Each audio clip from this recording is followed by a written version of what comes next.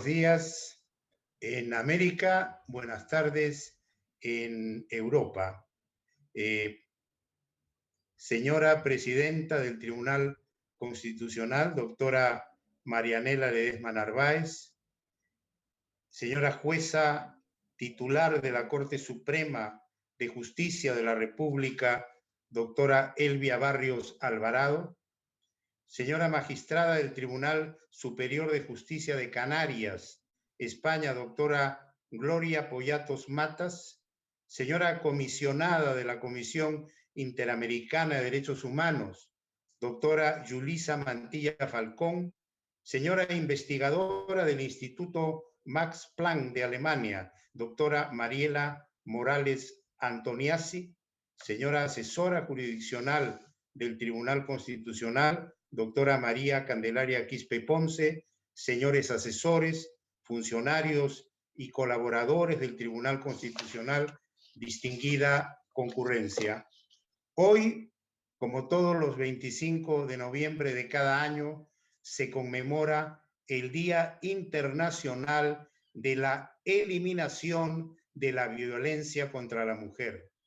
Con ocasión de este importante día, el Tribunal Constitucional, a través del Centro de Estudios Constitucionales que me honro en dirigir, ha programado con el valioso concurso de la doctora Marianela Ledesma Narváez, presidenta del Tribunal Constitucional, la doctora Susana Tábara Espinosa, directora académica del Centro de Estudios Constitucionales, y la doctora María Quispe Ponce, asesora jurisdiccional del Tribunal Constitucional, estas conferencias magistrales denominadas los derechos de las mujeres en las altas cortes, avances y perspectivas, en las que expondrán prestigiosas profesionales del derecho que llevan una exitosa carrera y detentan hoy importantísimos cargos en instituciones del Estado y organismos internacionales encargados de la defensa de los derechos humanos. Lo harán en procura de ilustrarnos con su experiencia y sus vastos conocimientos sobre los avances, las perspectivas y los nuevos retos en relación con los derechos de las mujeres. A todas estas distinguidas profesoras, doctrinarias, especialistas, académicas, en mi calidad de director del Centro de Estudios Constitucionales del Tribunal Constitucional del Perú, y a nombre propio también, les doy la más cordial bienvenida. Mi más afectuoso saludo y mi más sincero agradecimiento por aceptar participar y darle un notorio realce al evento académico que hoy nos convoca. Saludo que hago extensivo a todas las mujeres presentes y a todas las mujeres del mundo. Espero sinceramente que eventos como este coadyuven con el objetivo de acabar finalmente con la violencia contra la mujer y sirvan de motivación para que nuevas generaciones de jóvenes luchadoras sigan empoderándose cada vez más en los más altos cargos institucionales. En cuanto a los orígenes de esta conmemoración, como muchos de ustedes deben saber, el año 1981, en las afueras de Bogotá, Colombia, se llevó a cabo el primer encuentro feminista de Latinoamérica y del Caribe.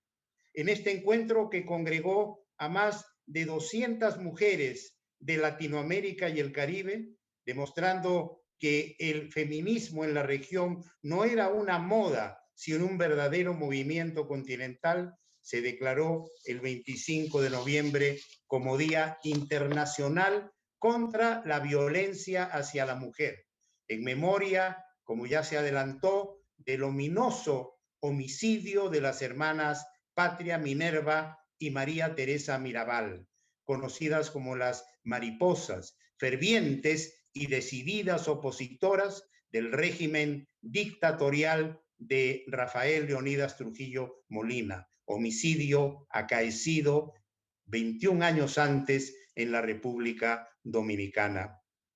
Con movimientos tan importantes como el referido primer encuentro feminista de Latinoamérica y del Caribe, la violencia contra la mujer fue observándose, fue constatándose y poco a poco ganando un espacio en la agenda internacional para adentrarse posteriormente en la agenda pública.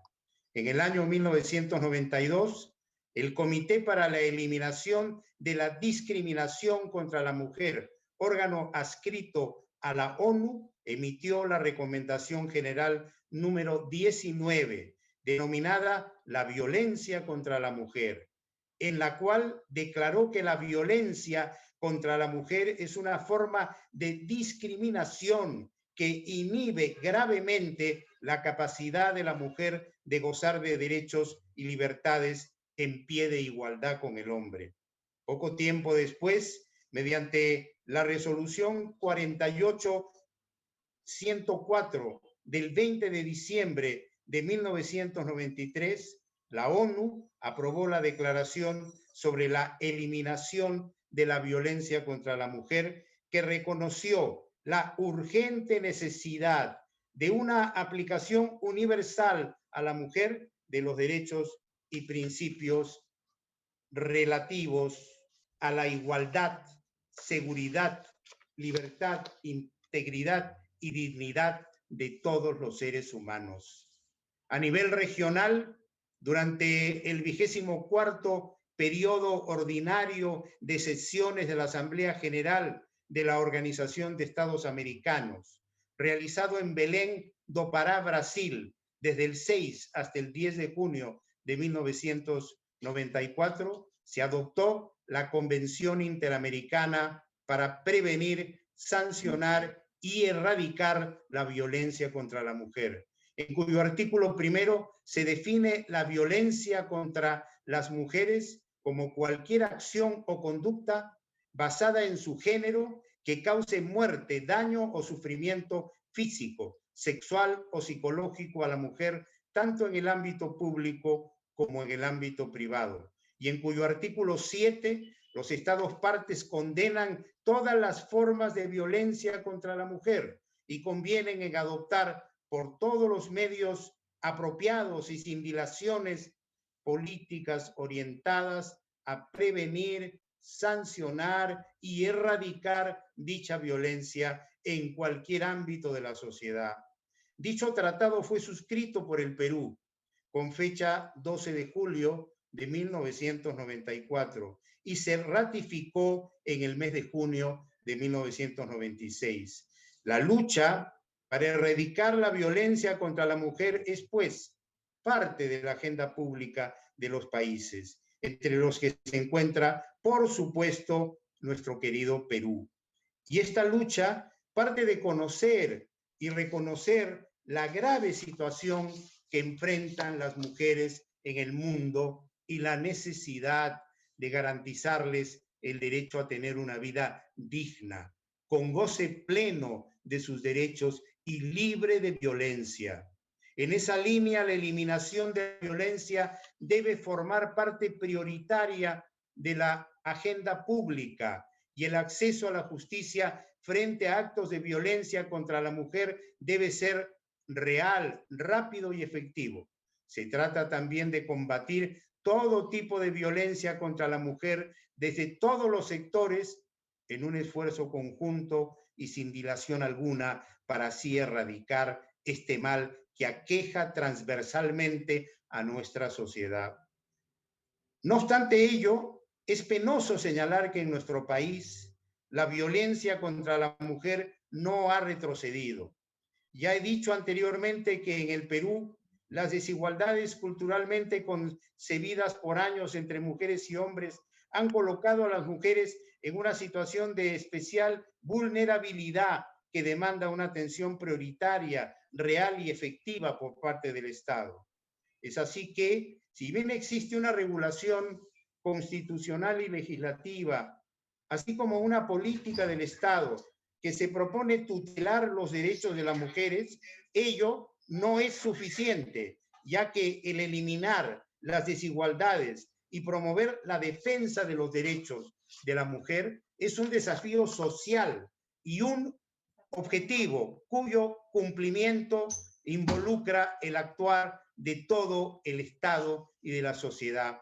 Se trata de derrotar y superar esta cultura de la violencia estructural contra la mujer, que en el Perú no disminuye, sino en forma alarmante e incontrolable crece día a día según los estudios y las cifras publicadas. Es entonces un imperativo impostergable derrotar la cultura de la violencia estructural contra las mujeres, pero hacerlo en el marco de la Constitución. Esta nefasta cultura afecta a las relaciones sociales, especialmente a los niños que crecen en medio de esa cultura violenta y la reproducen. No podremos avanzar hacia el desarrollo pleno como país civilizado si no derrotamos en el menor tiempo posible esta cultura de la violencia.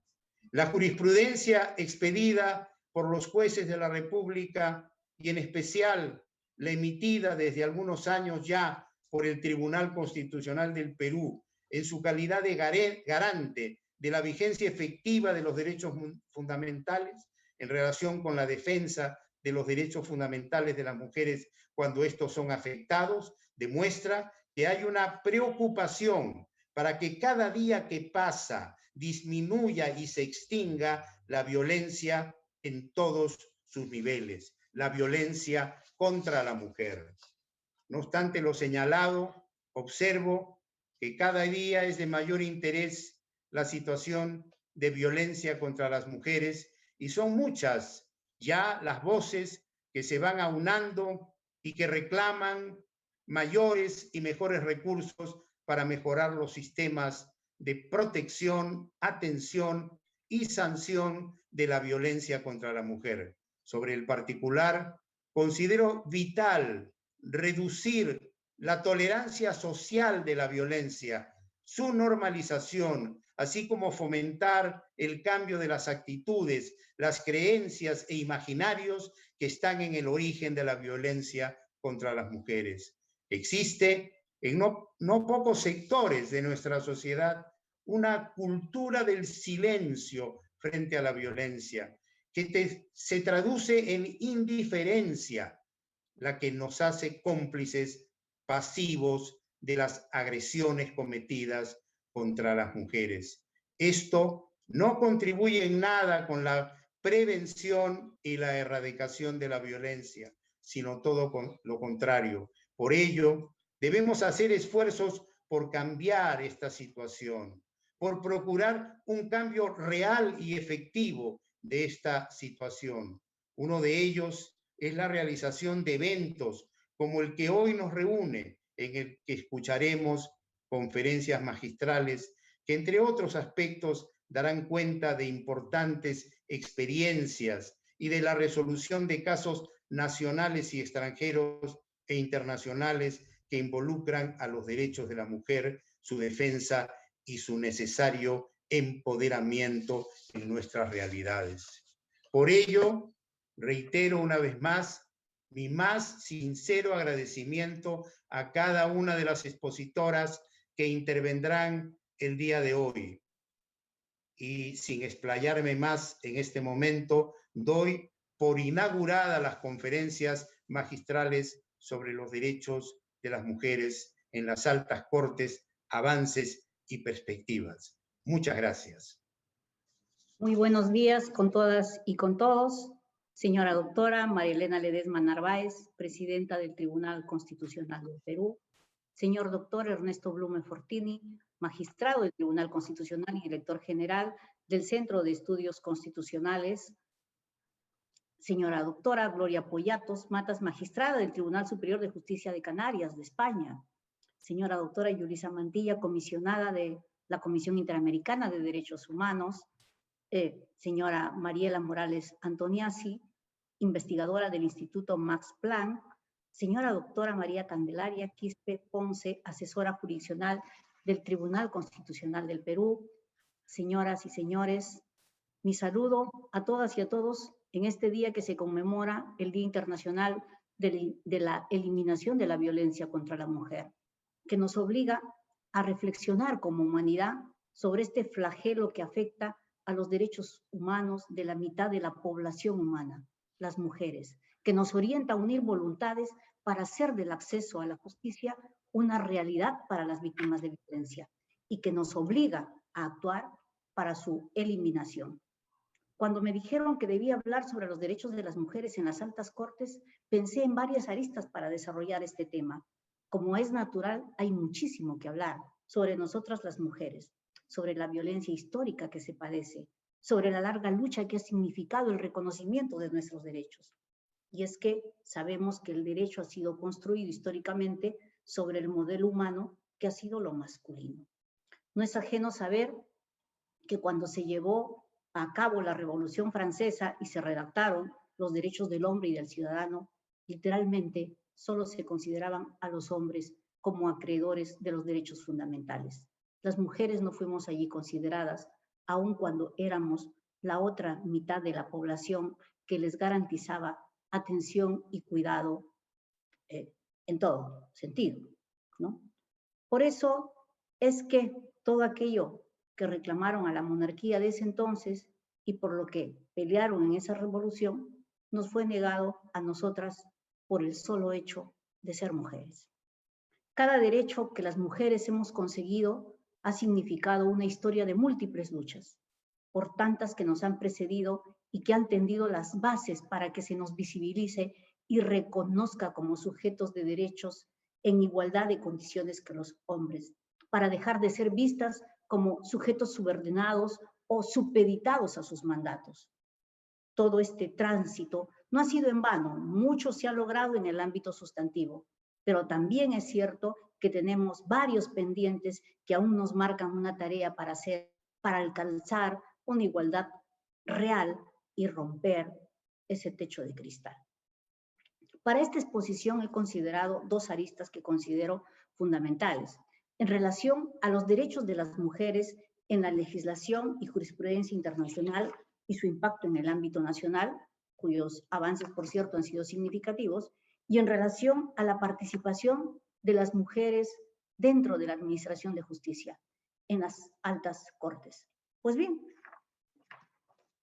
corresponde hoy, un día en que se conmemora el Día Internacional de la Eliminación de la Violencia contra las Mujeres, presentar los avances que hemos tenido para contribuir en la eliminación de esta expresión de la discriminación estructural que existe contra las mujeres.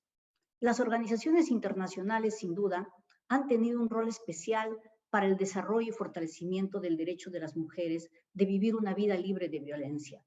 En el año 1979, los estados de las Naciones Unidas suscribieron la Convención para la Eliminación de todas las formas de discriminación contra la mujer, más conocida por sus siglas en inglés como CEDAW, que es considerada la Carta Internacional de los Derechos de las Mujeres. Yo siempre digo nuestra Carta Constitucional. En el año luego, 1993, contamos con la Declaración de Naciones Unidas sobre la eliminación de la violencia contra la mujer y en el año 1995 con la Declaración y Plataforma de Acción de la Cuarta Conferencia Mundial sobre la Mujer, que acuerda entre sus objetivos estratégicos que adoptemos medidas integradas para prevenir y eliminar la violencia contra las mujeres y estudiar también a su vez sus causas y sus consecuencias.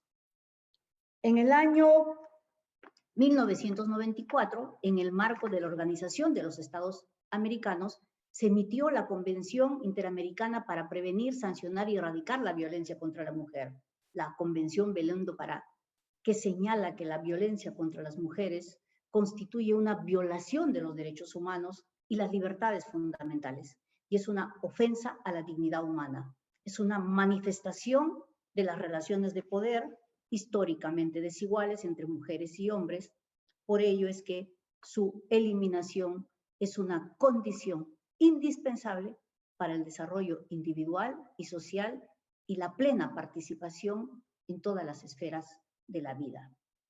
Es en esta Convención Interamericana, la Belém do Pará, en la que por primera vez se incorpora de manera expresa en un tratado de Derechos Humanos la eliminación de la violencia, estableciéndose que todos los Estados partes condenan todas las formas de violencia contra la mujer y convienen pues en adoptar por todos los medios apropiados y sin ninguna dilación políticas que estén orientadas a prevenir, a sancionar y a erradicar dicha violencia y en actuar fundamentalmente con la debida diligencia. ¿Para qué?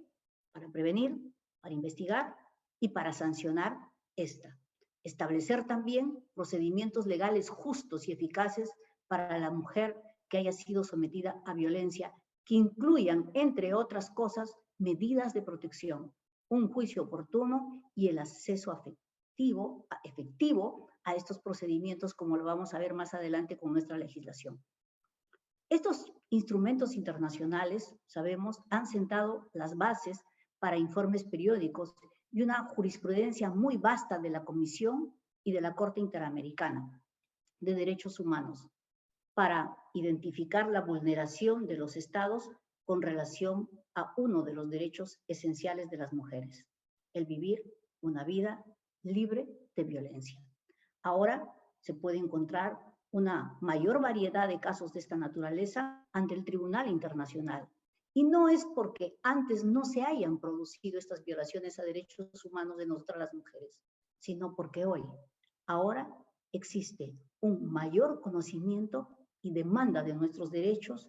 Ello es sabido por las organizaciones de la sociedad civil, que por cierto han jugado un rol importante, un rol trascendente. Nosotras no debemos olvidar que durante la Segunda Guerra Mundial los abusos sexuales en contra de las mujeres de todas las edades y todas las nacionalidades son hechos conocidos y documentados. El Tribunal Militar Internacional de Nuremberg fue establecido para juzgar a los principales criminales de guerra y su estatuto definió lo que eran los crímenes de lesa humanidad, pero no incluyó de forma expresa la violación ni ningún tipo de abuso sexual, aun cuando en la redacción de su norma se considera otros actos inhumanos. Pero pese a esta normativa, ningún caso de violación fue presentado en ninguno de los procesos y en ninguna de las 179 páginas de la sentencia final de Nuremberg, otra vez, como sujetos de derechos, las mujeres somos señaladas, es decir, fuimos relegadas. Con la aprobación del Estatuto de la Corte Penal Internacional, se reconoce la violación, la esclavitud sexual, la prostitución forzada, el embarazo forzado, la esterilización forzada o cualquier otra forma de violencia sexual de gravedad comparable como un crimen de lesa humanidad. Además, este estatuto creó dependencias de víctimas y testigos con reglas de procedimiento diferenciado por cada parte involucrada. Esta Corte, basada en la importante labor que realizaron los tribunales ad hoc de Yugoslavia y Ruanda, fue importante para impulsar la tipificación y condena de los crímenes de violencia sexual contra las mujeres y constituye pues una forma de terminar con la impunidad de los crímenes que no existían hasta ese momento y que particularmente afectaban en forma desproporcionada a las mujeres. En esa línea, mis estimados amigos y amigas, la Corte Interamericana de Derechos Humanos, como órgano supranacional, ha resuelto numerosos casos emblemáticos de violencia de género que enfatizan la relación de la violencia de género como un problema de discriminación estructural y que ha contribuido, lógicamente, esta decisión con el desarrollo jurisprudencial a nivel nacional. Veamos sucintamente algunos casos.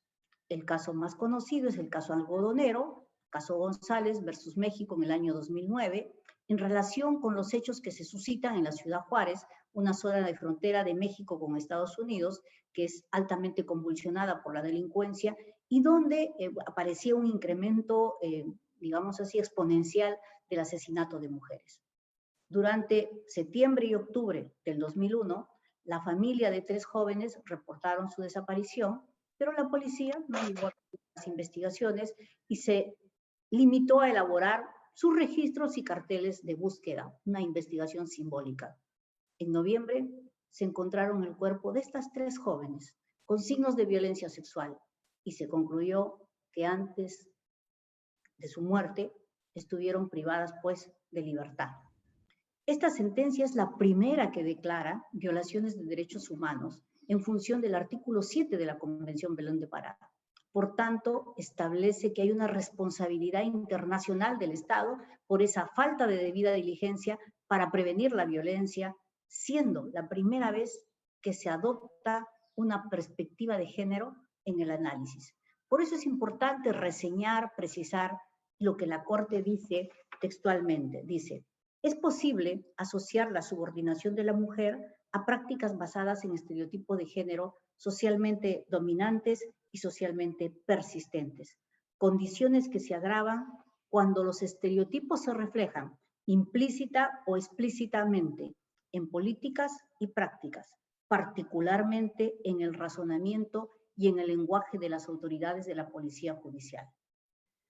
Acota, la creación y el uso de los estereotipos se convierte en una de las causas y consecuencias de la violencia de género en contra de la mujer. Esta descripción es muy importante tener en consideración en nuestro país, sobre todo para los operadores y operadoras del sistema de justicia. En el caso penal Miguel Castro versus Perú, que fue en el año 2006, al interior del penal, como saben, los internos fueron sometidos a diferentes actos violatorios de su dignidad, como estar desnudos forzadamente. En ese sentido, la Corte expresa que todos los internos fueron víctimas de un trato violatorio de su dignidad personal y enfatiza que la desnudez forzada tuvo características especialmente graves para 6 mujeres internas que se acreditó lógicamente que sufrieron ese trato. El tribunal estima que estas mujeres, además de recibir un trato violatorio de su dignidad personal, también fueron víctimas de violencia sexual, ya que estuvieron desnudas y cubiertas tan solo con una sábana, encontrándose en ese momento rodeada de hombres armados, quienes aparentemente eran miembros de las fuerzas de seguridad del Estado. En el caso Velázquez País y otros versus Guatemala, referidos a la desaparición de una joven Claudina Velázquez, quien había salido de una fiesta y luego de varias comunicaciones con sus familiares, estos perdieron contacto con ellos. Ellos fueron alertados por una persona de que Claudina podía estar corriendo peligro, fueron a denunciar los hechos a la policía y la policía se limitó a realizar un patrullaje de rigor y no aceptaron la denuncia hasta pasadas las 24 horas. Al día siguiente se encontró el cadáver de una mujer con las características de Claudina y con indicios de haber sufrido violencia sexual. Sobre esto, la Corte señaló que la influencia de patrones socioculturales discriminatorias puede dar como resultado una descalificación de la credibilidad de la víctima durante el proceso penal en casos de violencia y una asunción, dice, tácita de responsabilidad de ella por los hechos. Las pruebas relativas a los antecedentes sexuales de la víctima remarca que son en principio inadmisibles, por lo que la apertura de líneas de investigación sobre el comportamiento social o sexual previo de las víctimas en casos de violencia de género no es más que la manifestación de políticas o actitudes basadas en estereotipos de género. Por cierto, este mismo concepto lo aplicamos en el Acuerdo Plenario 1 de 2011 sobre la valoración de la prueba en delitos de violencia sexual. En el caso siguiente, otro caso significativo, en donde emite sentencia la Corte Interamericana, es el caso Gutiérrez Hernández y otros versus Guatemala, referidos precisamente a la desaparición de Mayra Gutiérrez Hernández, fue reportada por su amiga y su hermano, y 2 días después de la fecha en que debió haber concurrido a la universidad del interior del país, donde era docente, fue encontrada violentada sexualmente. Su hermano, miren la importancia de ello, señaló a una expareja como posible responsable. Ojo que Guatemala es considerado un lugar de alta violencia contra las mujeres. Y la Corte señaló lo siguiente, que al centrarse la investigación de la desaparición en una sola línea, la de crimen pasional, se utilizó un estereotipo para culpabilizar a la víctima de lo sucedido, excluyendo las demás hipótesis y desechando cualquier otra línea de investigación. Y el concepto de crimen pasional es parte de un estereotipo que en el fondo justifica la violencia contra la mujer. El calificativo pasional pone el acento en justificar la conducta del agresor. Se culpabiliza a la víctima y en buena cuenta el mensaje que se da es de respaldo a la acción violenta del agresor. Y eso en muchas oportunidades nosotros advertimos en los medios de comunicación nuestros cuando se señala crimen pasional o la mató cegado por celos. Esta sentencia por eso es importante y orienta a quienes integramos el sistema de justicia a utilizar estos criterios en la aplicación de las decisiones judiciales que tomamos. Y un caso emblemático y significativo que está vinculada a una colega nuestra es el caso que conocen, Atala Rifo versus Chile. Esto está relacionado con el proceso de custodia o tuición que interpuso ante los tribunales chilenos el padre de las niñas, ¿no?, en contra de la señora Karen Atala Rifo, madre de las niñas, una jueza chilena, por considerar el padre que su orientación sexual y su convivencia con una pareja del mismo sexo le producía un daño a sus hijas. Y la Corte señaló, en este caso, que exigirle a la madre que condicione su opción de vida implica, pues, utilizar una concepción tradicional sobre el rol de las mujeres como madres, según la cual se espera socialmente que las mujeres lleven la responsabilidad principal, el rol de cuidado, en la crianza de sus hijos e hijas. Y en pos de esto hubiera debido privilegiar la crianza de los niños y las niñas, renunciando a un aspecto esencial de su identidad. En suma, como vemos, los tribunales internacionales han tenido un fuerte rol para sancionar los casos de violencia de género, ayudándonos a construir los criterios que el Poder Judicial hoy utiliza a la hora de administrar justicia. Debemos recalcar todavía que tenemos algunas debilidades, que las reconocemos y asumimos por ello el compromiso de superarlos y el de administrar justicia siempre en la línea de enfoque de género. Por eso es que podemos afirmar que acá en el Perú no se ha sido ajeno a esa mirada diferenciada y necesaria para las mujeres que han marcado la Corte, porque en el año 2015 nuestra legislación dio un salto cualitativo y cuantitativo, pasando de una norma que protegía la violencia familiar y sexual, la ley 27.260, a una norma, la ley 3036-4, que visibiliza fundamentalmente a la población principalmente afectada. ¿Quiénes? Las mujeres. Y esta nueva legislación recoge lo que establecen los tratados internacionales y supone un cambio de paradigma respecto a los siguientes puntos. No sé si pueden, por favor, pasar la diapositiva. Reconoce que esta se produce tanto en el ámbito público como privado. Se reconoce el concepto de violencia hacia las mujeres basado en género. Esto es, las violencias se producen contra las mujeres por su condición de tal, porque no responde a su estereotipo o no actúa conforme al mandato que se le da del estereotipo. Esa es la condición de tal.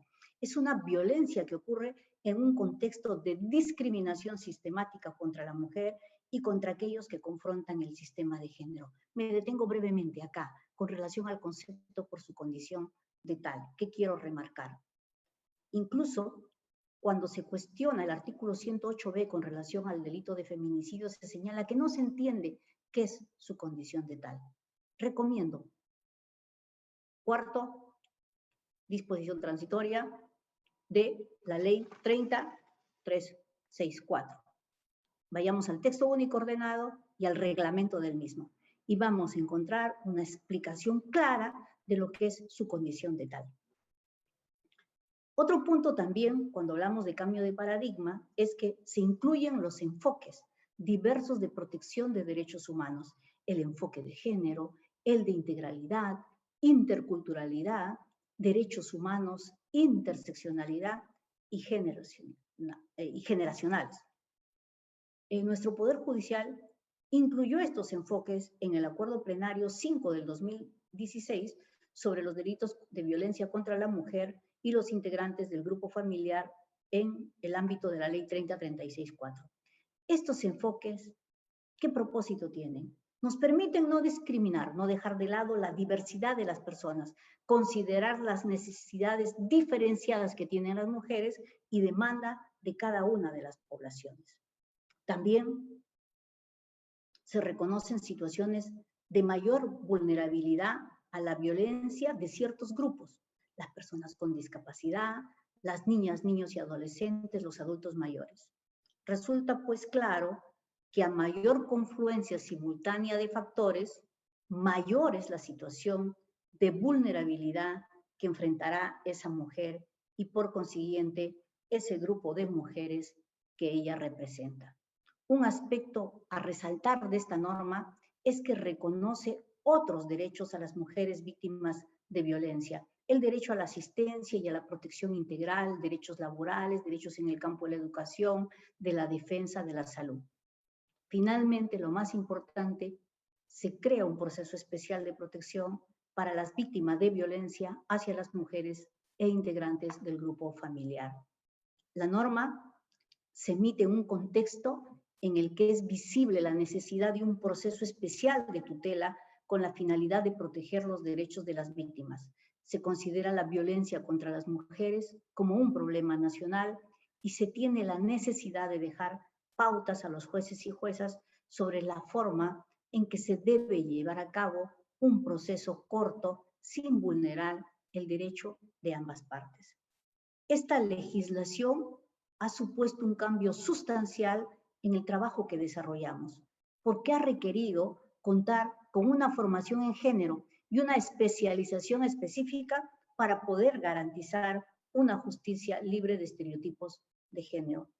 Nosotros sabemos que los estereotipos ejercen un efecto negativo en la vida de las personas, en particular en el caso de las mujeres, en la medida que cuando éstas no cumplen el mandato social o ese sistema de creencias que se ha asignado por pertenecer a un grupo femenino o masculino, se pueden desencadenar hechos que transgreden nuestros derechos fundamentales, como la discriminación y como consecuencia de ello, la violencia.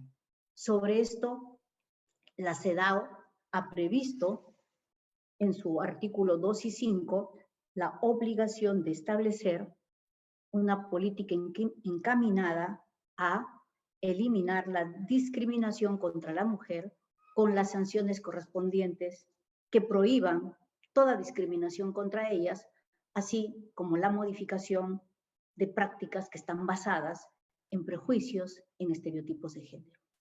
Con ello, se apunta a que esa idea de superioridad de los hombres sobre las mujeres sea desterrada y ambos puedan tener un desarrollo en sintonía de igualdad.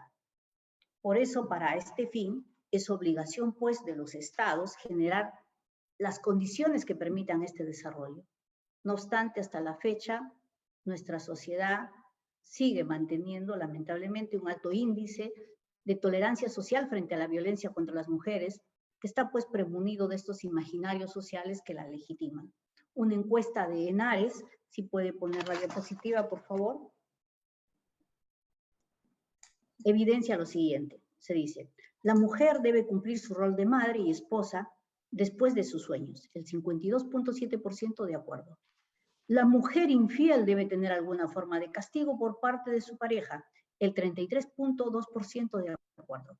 La mujer que viste provocativamente busca que la acosen, el 31.1% de acuerdo. Y la mujer debe estar dispuesta a tener relaciones sexuales cuando su esposo o pareja lo desee, 33%. Esta tolerancia social, miren, marcada en esta encuesta, refleja que los estereotipos marcados generan obstáculos en el desarrollo de la vida de nosotras las mujeres y que encuentran en la violencia la forma más extrema de control, de dominación, de sujeción. Encuentran así justificación a su acto de violencia. Al año 2020, la violencia contra las mujeres no ha cambiado sustancialmente y la Corte Interamericana señala en un informe sobre violencia y discriminación contra las mujeres, niños y adolescentes, que se publicó en el año 2020, que sigue recibiendo información que da cuenta de las numerosas formas de violencia y discriminación que enfrentan las mujeres, niñas, adolescentes, tanto en América Latina como en el Caribe, en todas las etapas de su vida, en diversos ámbitos. Por ello es que administrar justicia con un enfoque de género y libre de estereotipos es un reto importante y una obligación en la que el Poder Judicial viene haciendo su mayor esfuerzo para garantizar un adecuado acceso a la justicia a las mujeres víctimas de violencia. Finalmente, la segunda línea de mi intervención, no sé cómo estoy con el tiempo, es Tiene con unos minutos, relación doctora. perdón. Tiene usted unos minutos, puede usted terminar. Correcto, gracias. Con relación a la participación de las mujeres en la administración de justicia. Hoy en nuestro país hay una creciente expectativa sobre el rol que desempeñamos las mujeres en los espacios de poder. Y a esto no es ajena la mirada ciudadana sobre la Casa de la Justicia. Una oteada superficial nos impresiona porque se advierte una institución marcada por la hegemonía masculina. Y cuando ascendemos vamos a mirar en su estructura una mayor presencia masculina que femenina, y la presencia femenina es mínima. Fíjense que desde la fundación de la República y en los casi 200 años de creación del Poder Judicial, solo han habido 5 mujeres integrando la Corte Suprema de Justicia de la República. Y mirando la historia, veremos que la primera mujer que integró la Corte Suprema llegó en el año 1993, 172 años después de que se fundó el Poder Judicial. Me refiero a la doctora Elcida Vázquez Cortés, quien se mantuvo en el cargo hasta el año 2011. Durante 18 años en la Corte Suprema, durante 18 años de su permanencia en la institución, nos representó simbólicamente en la Corte Suprema, nos representó a nosotras, a las mujeres. Y pese a los esfuerzos personales que realizó para presidir este importante poder del Estado, sus expectativas fueron excluidas por decisiones masculinas y quedaron plasmadas en ese voto suyo tan solitario como su presencia femenina en esta alta corte. Aunque asumió en 2 oportunidades la Oficina de Control de la Magistratura, desde un enfoque de género podríamos advertir que la asignación en este cargo pudo estar relacionada con los atributos asignados socialmente a las mujeres en términos de fiscalizador incorruptible. Quizás la jefatura de la OCMA en ese entonces fue la expresión de mayor poder al que podía aspirar una mujer en este poder del Estado. Fue el espacio en que la talentosa magistrada Elcida Vázquez terminó su carrera judicial, donde, pese al reconocimiento unánime de su integridad y de su capacidad profesional, no logró romper el techo de cristal. En el año 2011, la doctora Elcida Vázquez se jubila, ingresa la doctora Ana María Aranda, que ha desempeñado el rol de jefa de la OCMA por 2 periodos consecutivos, y hoy preside una sala suprema. También ese mismo año ingresa la que habla. Posteriormente ingresa la doctora Yanet Tello Gilardi, presidenta hoy de la Sala Constitucional, de impecable trabajo en la Comisión de Acceso a la Justicia, que impulsa el cumplimiento de las reglas de Brasilia para las poblaciones vulnerables. Luego, hace un par de años, ha ingresado la doctora Marién de la Rosa, hoy jefa de la OCMA. Y en cuanto a mí, rectificando un poco la presentación, yo presido la Sala Penal Especial de la Corte Suprema, destinada al juzgamiento de altos funcionarios, y dirijo la Comisión de Justicia de Género. Como verán, las brechas advertidas en este poder del Estado se repiten en la región. La participación de nosotras las mujeres en las instituciones de gobernanza es verdad que son mayores, pero todavía es insuficiente si tomamos en consideración que el crecimiento de la participación de las mujeres en la administración de justicia es menor conforme se van analizando los cargos de mayor jerarquía. Brevemente, el Observatorio de Igualdad de Género de CEPAL evidencia que en la máxima instancia aproximadamente integran el 32.1% de mujeres. En Colombia, por ejemplo, la Corte Suprema está conformada por el 83% de varones y el 17% de mujeres. En Argentina, solo el 20% integra la Corte Suprema de la Nación, son ministras. En Chile, que tiene 10.976 jueces a nivel nacional, solo el 30% de la Corte Suprema está integrada por mujeres. Y en el Perú no somos ajenos, pues al año 2017, por ejemplo, éramos el 22.22%. ¿Esto qué significa? Que los altos cargos en la estructura judicial están mayormente cubiertos por varones. Y aun cuando el Estado es el sector más igualitario en términos de paridad de género, en las posiciones iniciales de la carrera laboral, cuando recién se inicia, a medida que se asciende en la escala jerárquica, se empieza a percibir el techo de cristal que pone freno a las mujeres en cargos de decisión. El techo de cristal, pues, constituye al final un obstáculo para el crecimiento y presencia de las mujeres en la carrera judicial, por lo que es necesario que el Estado impulse acciones para generar un cambio a favor de la igualdad de género. Pero particularmente en ese extremo creo que el cambio parte también de nosotros mismos. Las desigualdades que afrontamos las mujeres en todo nuestro ciclo de vida deben ser reconocidas y resguardadas en cada institución de todos los poderes del Estado, con la finalidad de que se transversalice la perspectiva de género en la gestión institucional de cada entidad y de que puedan generarse medidas concretas que contribuyan a crear nuevos modelos sociales y culturales sobre las mujeres en igualdad de condiciones. Las mujeres que han roto el techo de cristal, de alguna manera, transforman los procesos de diferenciación de género que segregan a las mujeres dentro de este espacio. Aunque no debemos dejar de tener en consideración que hay un elemento que repercute fundamentalmente en la mujer y que afecta a la mujer en estos escenarios. Y me estoy refiriendo al hostigamiento sexual laboral de que pueden ser víctimas las mujeres en toda su diversidad. Y es que a pesar de que existen avances en la implementación de las acciones afirmativas que ayudan a fortalecer la participación de las mujeres en estos espacios de toma de decisión, constituye hoy un desafío fundamental contribuir a erradicar los estereotipos de género que son causa de la discriminación estructural hacia las mujeres.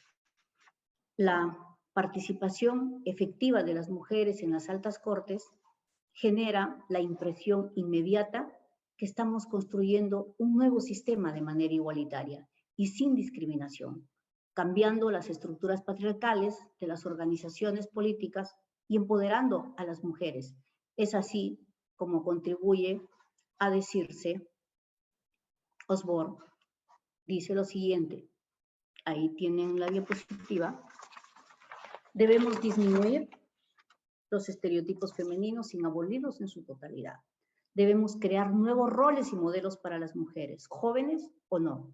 Debemos poner fin a la resistencia abierta contra las mujeres que se dedican a la política. Debemos cambiar las actitudes negativas de la ciudadanía ante la posibilidad de verse representados por mujeres. Y debemos abrir paso a espacios para las mujeres en la toma de decisiones. En este sentido, la mayor participación de las mujeres en las altas cortes constituye una necesidad para garantizar una igualdad real y equitativa de las mujeres, quienes han sido o han estado invisibilizadas durante muchísimo tiempo en estos espacios de toma de decisión. Y en segundo lugar, y más importante aún, es que la presencia de nosotras las mujeres contribuye a recoger la perspectiva de género y la perspectiva de las mujeres. El Poder Judicial no tendrá la confianza de la ciudadanía si lo consideran no homogéneo y de personas privilegiadas, ajeno a las necesidades de los más vulnerables. Señores, la llegada de las juezas a espacios de los que tradicionalmente habíamos sido excluidos significa un avance positivo en dirección a un poder judicial percibido como más transparente, inclusivo y representativo. Las juezas y la diversidad mejoran la legitimidad de los tribunales, transmiten una señal clarísima de que son accesibles a todo aquel a que recurra a la justicia. Recordemos algunos casos concretos de quebrantamientos de estereotipos en el Perú en las altas cortes. En el año 2018, por ejemplo, una mujer peruana, la doctora Carmen Luz Ibáñez Carranza, asumió el cargo de jueza de la Corte Penal Internacional. Y en el año 2019, por primera vez, se eligió a una mujer, la doctora María Elena Ledesma, como presidenta, el lenguaje inclusivo es necesario, del Tribunal Constitucional.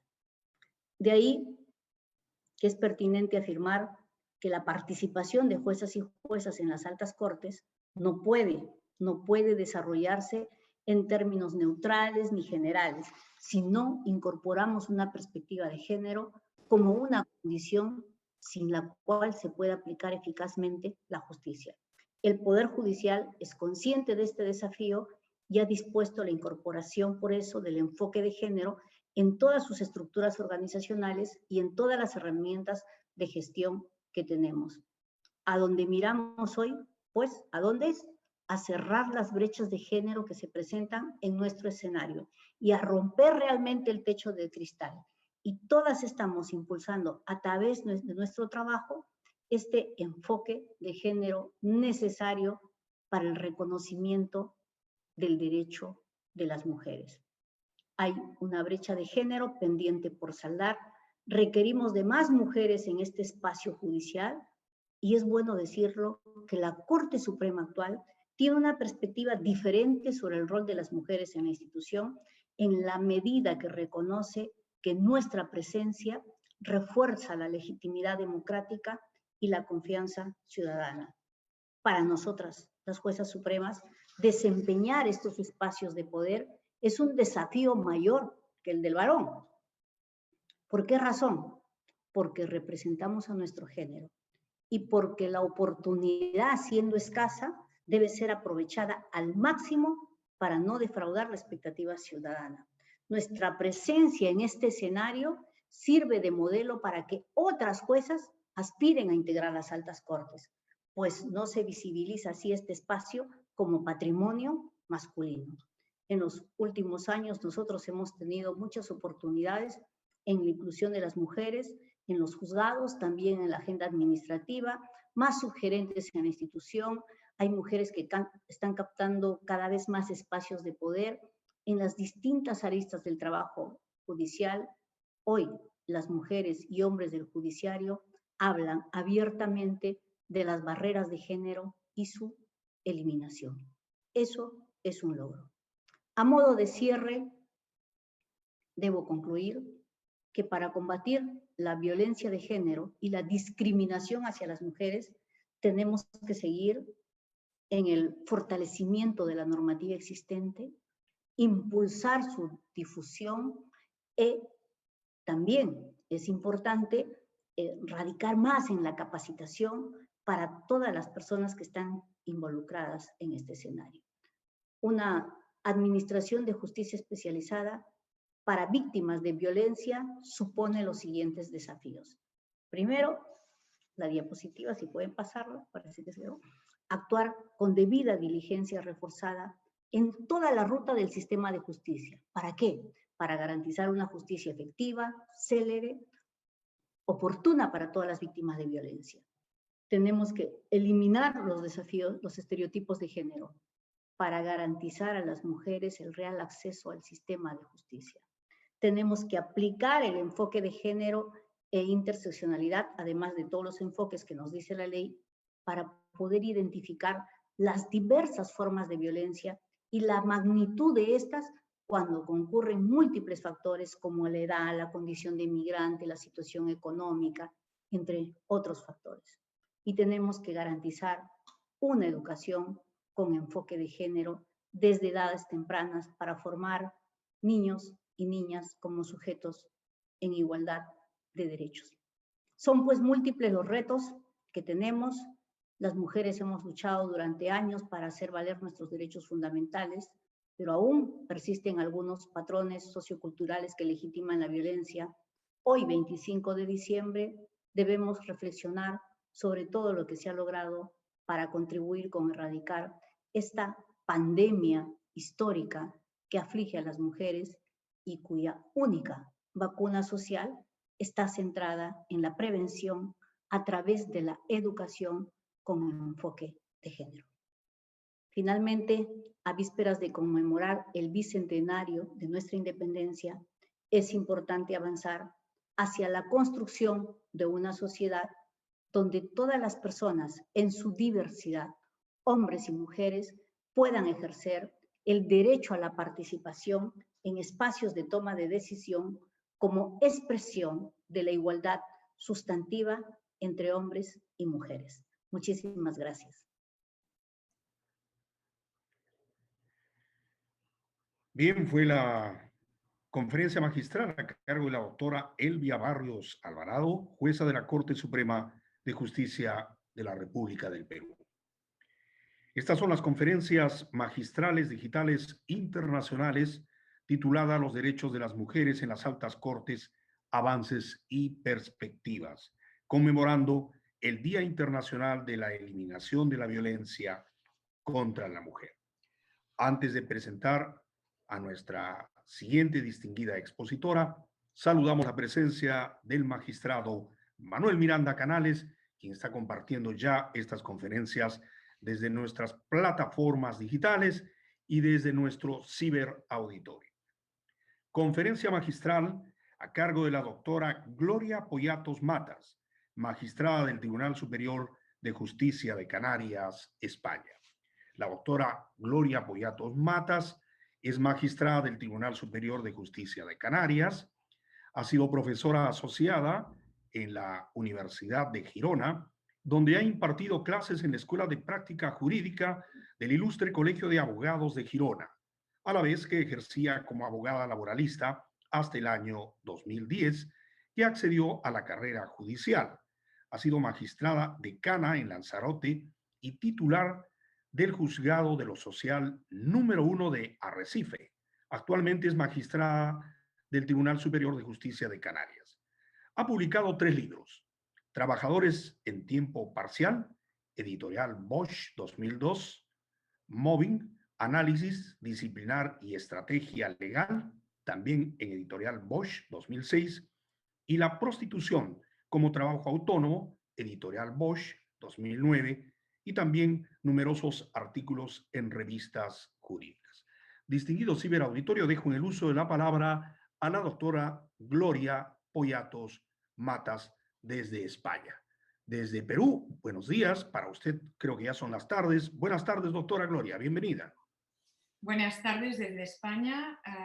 Excelentísimas autoridades, queridas colegas, queridas compañeras ponentes y asistencia en general.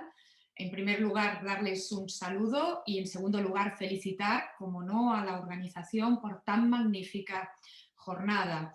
Yo destacaría de esta jornada no solo el carácter formativo en perspectiva de género, sino sobre todo y ante todo el carácter crítico y propositivo que también nos ha mostrado la compañera que me ha precedido, Elvia Barrios, en una intervención magistral que ha tocado todos los resortes posibles con un enfoque muy crítico, muy optimista a la vez, que eso es importante, y muy propositivo.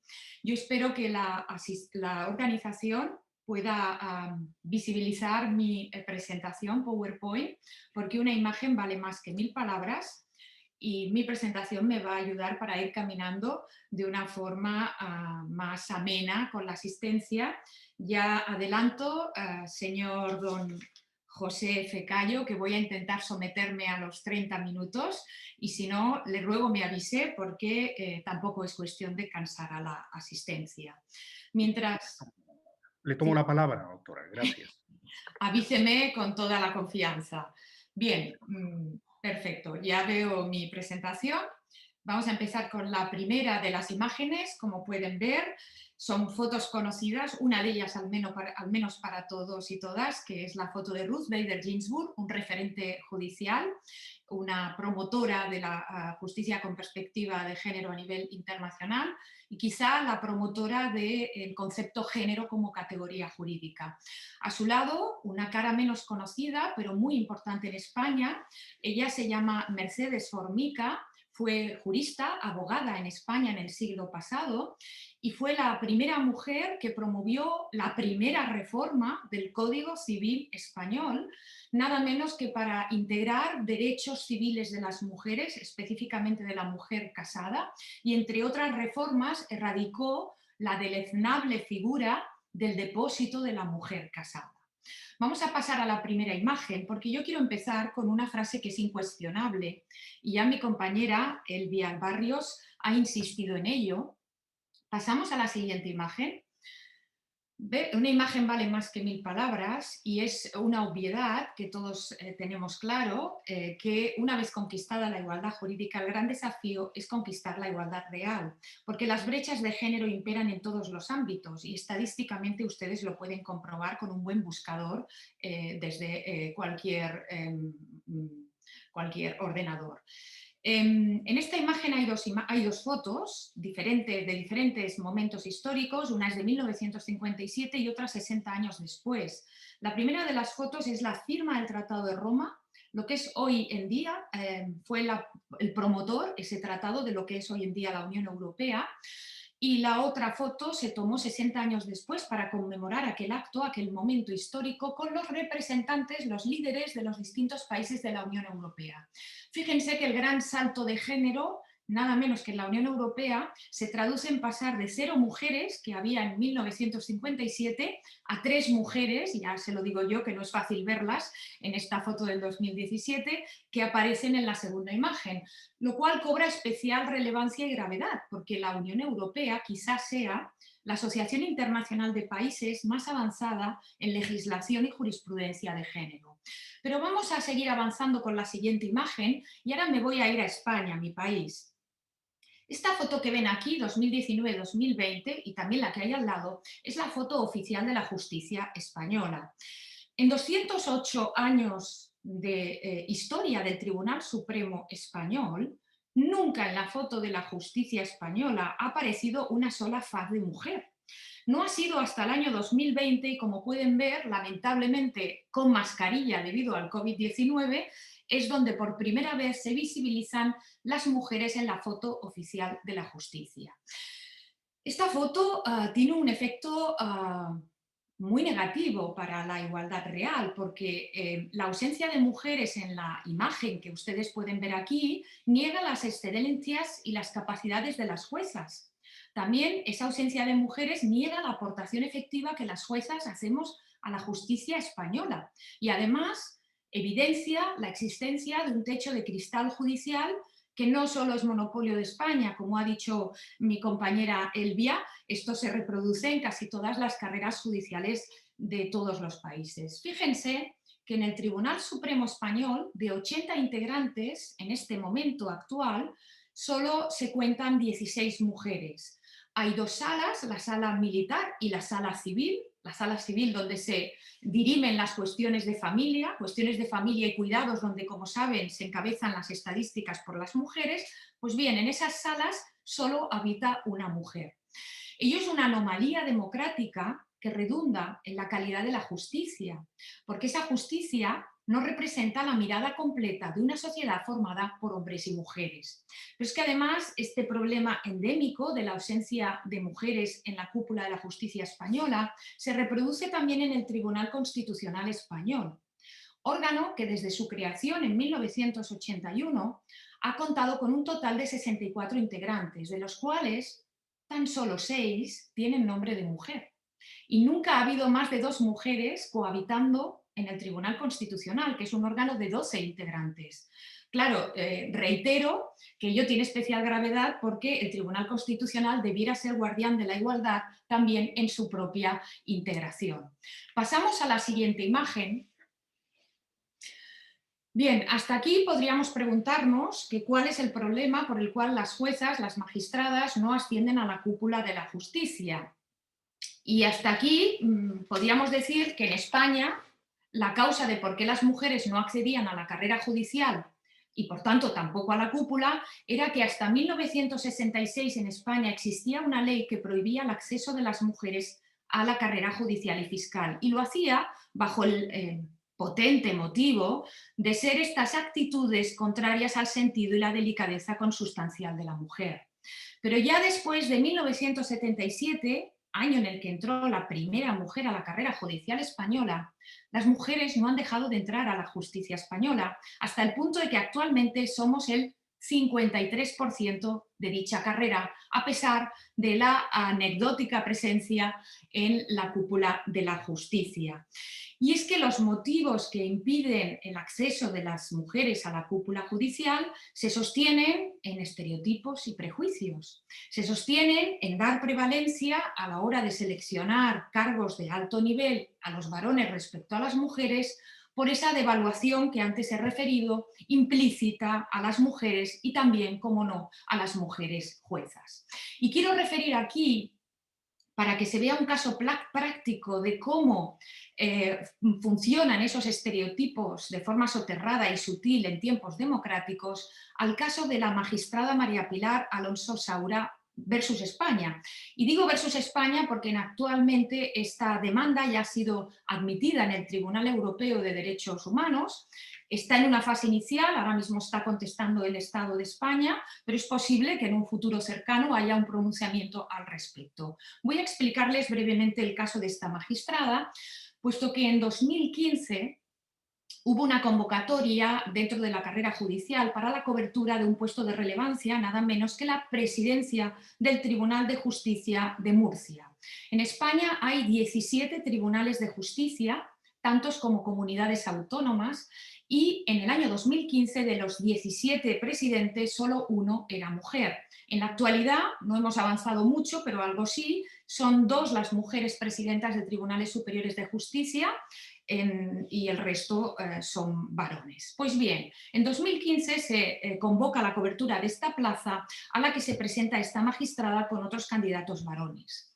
El Consejo General del Poder Judicial, en su decisión de 2015, decide, en este acuerdo, seleccionar, nombrar a uno de los varones que se presentan como el candidato idóneo a tal puesto. Pues bien, la magistrada impugna dicho acuerdo del Consejo General del Poder Judicial sustancialmente porque se produce algo anómalo que no había sucedido hasta ahora. Y es que el candidato varón elegido estaba 1.160 puestos por debajo de la magistrada. Cuando digo por debajo me refiero al escalafón, y esto viene vinculado a lo que es la antigüedad en la carrera judicial. Pero no solo eso, el candidato varón estaba jerárquicamente dentro de la jurisdicción por debajo de donde estaba la candidata mujer. Él estaba en un juzgado de penal, un órgano unipersonal, y ella estaba en un órgano colegiado, una audiencia provincial. Además, las sentencias que tenía dictadas la magistrada no eran solo más numerosas, sino de mayor enjundia e importancia jurídica que las que aportó el magistrado del juzgado penal. Pues bien, en este recurso que planteó la magistrada llegó a la Sala Contencioso Administrativo del Tribunal Supremo Español, que se pronunció en una sentencia de 10 de mayo de 2016, y lo que hizo es anular el acuerdo del Consejo General del Poder Judicial. ¿Por qué? Porque dado el impacto de género que existía, se trataba de un acuerdo poco razonado. No se especificó de manera clara y razonada los motivos que llevaron al Consejo a decidirse por el candidato varón frente a la candidata mujer. Bien, en base a esa sentencia, el Consejo General del Poder Judicial la ejecutó y dictó un nuevo acuerdo. ¿Y qué piensan que pasó en ese nuevo acuerdo? Pues volvieron a seleccionar al mismo candidato varón que ya habían seleccionado de inicio, si bien de forma algo más razonada. La magistrada se alzó con un nuevo recurso que llegó de nuevo al Tribunal Supremo, y el Tribunal Supremo se pronunció en esa sentencia del 27 de junio del 2017, desestimando el recurso de la magistrada porque en este caso entendió que sí quedaba razonado porque el Consejo había dado prevalencia al plan de actuación, es decir, al plan de acción presentado por el candidato varón. El plan de acción, para que nos entendamos, es como el proyecto organizativo del Tribunal Superior de Justicia durante el tiempo de mandato. Pero el caso es el siguiente, es que hasta ese momento lo que había prevalido a la hora de decidirse sobre candidatos para cubrir puestos de relevancia no era el plan de acción, sino eran otros méritos más vinculados a lo que es la antigüedad y a lo que es las excelencias jurídicas de la persona en cuestión. Claro, piensen que como las mujeres no accedieron a la carrera hasta el año 77, los primeros años que pasaron después de ese acceso, el alegato que se utilizaba para decir que las mujeres no llegaban a la cúpula de la justicia era precisamente el de la antigüedad. Y de repente, en 2016, 2015, se produce un cambio en la valoración de los méritos para dar preferencia a dicho plan de actuación. Bueno, lo siguiente que pasó, bueno, debo decir que hay votos particulares tanto en esta última sentencia del Tribunal Supremo como incluso en el acuerdo del Consejo General del Poder Judicial. La magistrada interpuso un recurso de amparo ante el Tribunal Constitucional que ha sido inadmitido y además, contra todo pronóstico, se trata de un auto de inadmisión de nada menos que de más de 108 folios, para ser exactos, tiene el auto. Y lo siguiente que ha pasado es que ha interpuesto una demanda que ha sido admitida, como he dicho, en el Tribunal Europeo de Derechos Humanos. Y ahora ya voy a pasar a la siguiente imagen. Este era un ejemplo para que vean cómo funcionan las discriminaciones sutiles que en muchas ocasiones impiden que las juezas puedan llegar a la cúspide de la justicia. Ya en esta imagen quiero compartir con ustedes 4 sugerencias que creo que servirían para promover y acelerar el avance hacia la igualdad real desde la justicia y, sobre todo, reconocer los derechos humanos de las mujeres desde las cúspides de la justicia. Y para ello es necesario feminizar la justicia para que sea justicia. Y a ello lo que quiero referir es que es necesario integrar la perspectiva de género de forma endógena y de forma exógena. Y eso pasa, primero, por una representación equilibrada de jueces y juezas en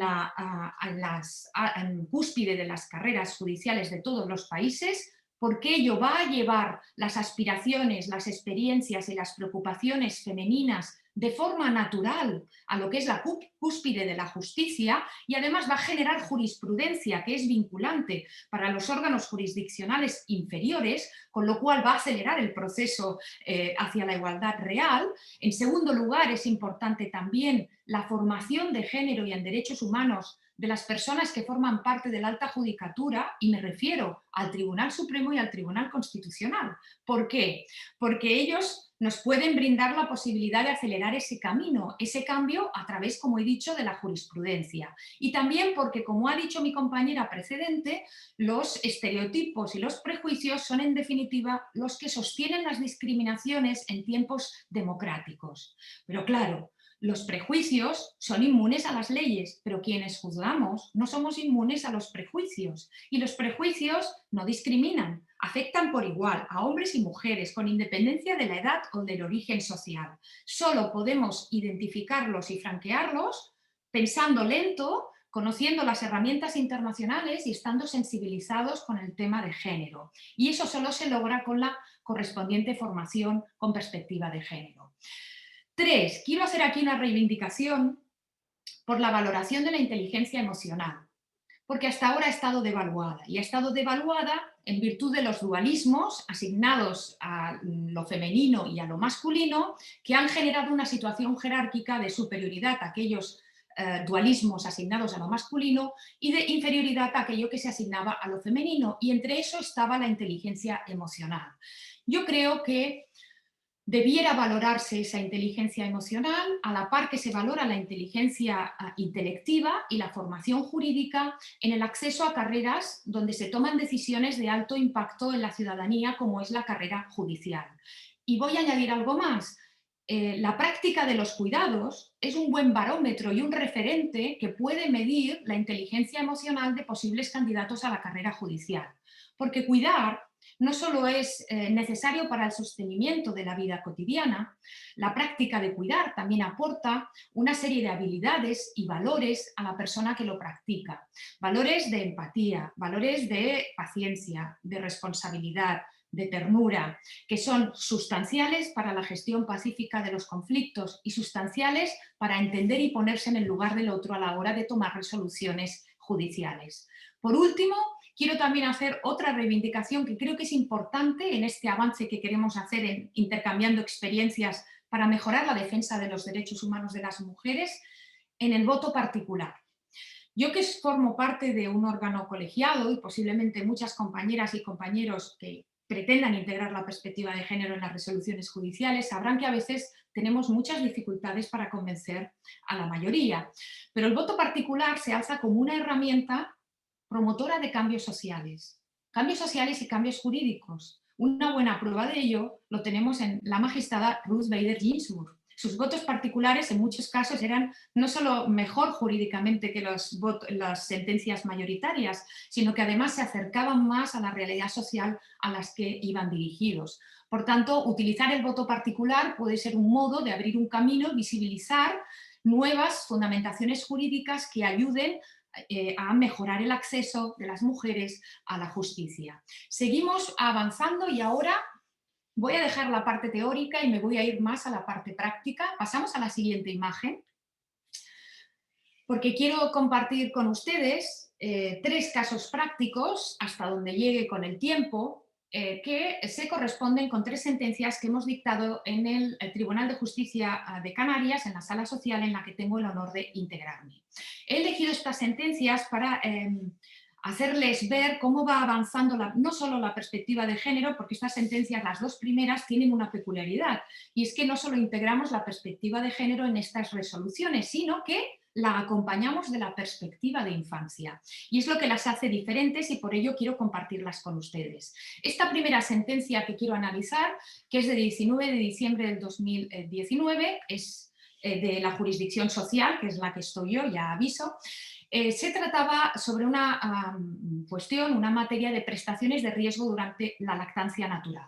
Voy a hacer un paréntesis para explicarles que en España nuestra legislación regula las prestaciones de género que se refieren a prestaciones por riesgo durante el embarazo y riesgo durante la lactancia. Se trata de prestaciones económicas a las que pueden acceder las trabajadoras embarazadas o en periodo de lactancia cuando del desarrollo de su trabajo se pueda derivar un riesgo para la salud del nasciturus o de la madre, o en su caso del bebé lactante o de la madre que está en lactancia. En esos casos las mujeres cobran estas prestaciones y están eximidas de ir a trabajar. Pues bien, se trataba del caso de una mujer trabajadora, animadora sociocultural de un centro de discapacitados que solicitaba acceder a las prestaciones por riesgo durante la lactancia natural. Ella ya había percibido antes las prestaciones por riesgo durante el embarazo, sin ningún problema, pero en este caso la mutua que gestionaba el pago de estas prestaciones le deniega el acceso. Y lo hace bajo el argumento que en el plan de prevención de riesgos, que es una herramienta en la que se previenen los riesgos de cada puesto de trabajo, en relación a su puesto de trabajo no se especificaban con claridad y detalle cuáles eran esos riesgos que podía tener en relación a la lactancia natural.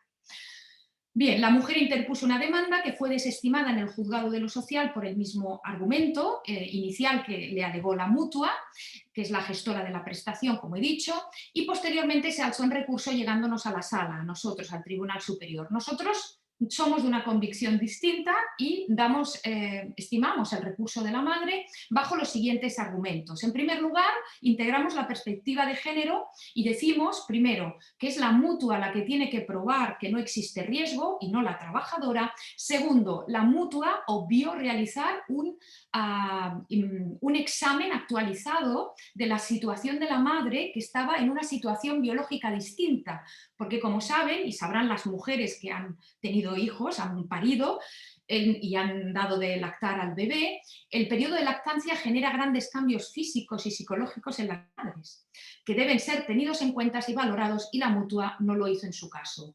Además de esta perspectiva de género, integramos la de infancia y decimos que aquí hay un bebé lactante que también se ve afectado directa o indirectamente por esta resolución. Y además añadimos que la lactancia natural, materna, no es solo necesaria para la aportación de nutrientes para el bebé, sino también para el desarrollo físico, psíquico, psicológico y espiritual y en general holístico del niño o la niña en periodo de lactancia. Por tanto, ese es otro elemento que valoramos y tenemos en cuenta, teniendo en cuenta el interés superior del menor, y con todo ello llegamos a la convicción de darle el derecho a la madre. Pasamos a la siguiente imagen. Y voy ya avanzando para no pasarme de tiempo, señor moderador, que ya veo que me está mirando con cautela. Pasamos a la siguiente imagen, que es el de esta sentencia de 1 de septiembre del 2020. Esta es más reciente y es también muy bonita. Integra ambas perspectivas y en este caso no son prestaciones de género, sino conciliación.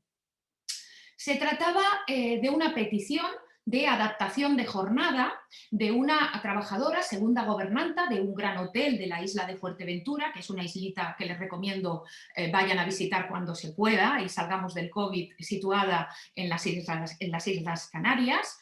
Pues bien, esta segunda gobernanta había interpuesto una demanda para que le dejasen librar los fines de semana por motivo del cuidado de su hijo y, por tanto, acumular el periodo de trabajo de lunes a viernes. Debo explicar que esta misma mujer, 2 años antes, había interpuesto una demanda similar, aunque no igual, en la que pedía la reducción de la jornada por motivo del cuidado del mismo hijo, pero en ese momento el hijo tenía 1 año. Y es verdad que ese asunto se judicializó, llegó a juicio y la demanda fue desestimada porque la empresa alegó que ella era la segunda gobernanta, tenía que sustituir a la gobernanta y la gobernanta libraba los fines de semana y por tanto no podían acceder a ese cambio.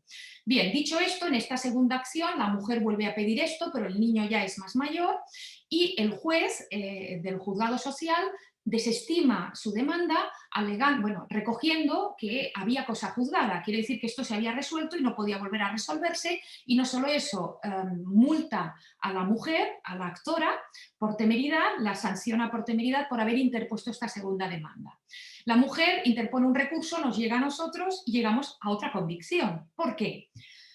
Porque entendemos que no hay cosa juzgada, que era el primer elemento procesal predictivo. ¿Por qué? Porque las circunstancias personales y familiares de la mujer habían cambiado sustancialmente. Me explico. En primer lugar, la mujer en la segunda carta, que no en la primera, recogía que esa adaptación de jornada la necesitaba porque sus padres se habían hecho mayores y cada vez les costaba más ayudarle con el cuidado de los hijos. Segundo, la mujer llevaba 1 año de baja por razones psicológicas. En la primera demanda no estaba de baja, pero sí en la segunda.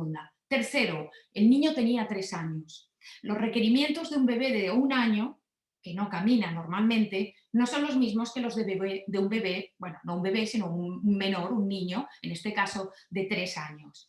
Este es un elemento que tenemos en cuenta. Además, añadimos la perspectiva de infancia y el interés superior del menor al que van dedicados esos cuidados que pedía la madre. Y en tercer lugar, y en relación a los alegatos de la empresa, decimos que difícilmente la empresa puede alegar que no tiene a nadie para cubrir a la gobernante porque después de 1 año de baja de esta segunda gobernanta se había demostrado que había cubierto a la gobernanta a través de 2 subgobernantas que existían, que tenía contratadas en el hotel. Por todo ello, damos la razón a la mujer y condenamos a la empresa, además, a pagar una indemnización por el daño moral a favor de la actora. Pasamos a la última sentencia que quiero comentar, que me va a dar tiempo. Es esta. Bueno, hay quien se pregunta si la perspectiva de género se aplica solo a mujeres o se puede aplicar a los hombres. Yo siempre que puedo lo digo, y claro, es mi punto de vista, que la perspectiva de género se aplica igual a hombres y mujeres. ¿Por qué? Me explico. Porque los hombres, cuando asumen roles asociados a la feminidad, reciben las mismas discriminaciones y pérdida de oportunidades que pueden recibir las mujeres haciéndolo. Por tanto, en esos casos merecen la misma protección que tendrían las mujeres en esa situación. Este es un caso bonito, pero antes de explicarles el caso tengo que hablarles de lo que es el complemento de maternidad en España.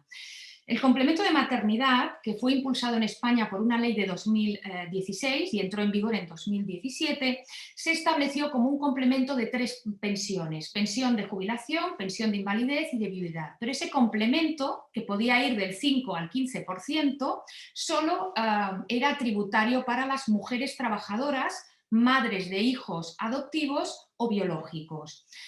Tal como se explicaba en la exposición de motivos de la ley, lo que se pretendía con ello es implementar una acción positiva solo a favor de las mujeres para, de alguna manera, amortiguar las brechas de género o las brechas de pensiones, mejor dicho, existentes entre hombres y mujeres, y también la pérdida de oportunidades laborales derivadas de la crianza de los hijos. Pues bien, el 5% se abona cuando la mujer ha tenido 2 hijos, cuando ha tenido 3 es el 10% y el 15% cuando ha tenido 4 hijos o más. Y eso supone un incremento de la pensión. Vale. Cierro paréntesis y explico el caso.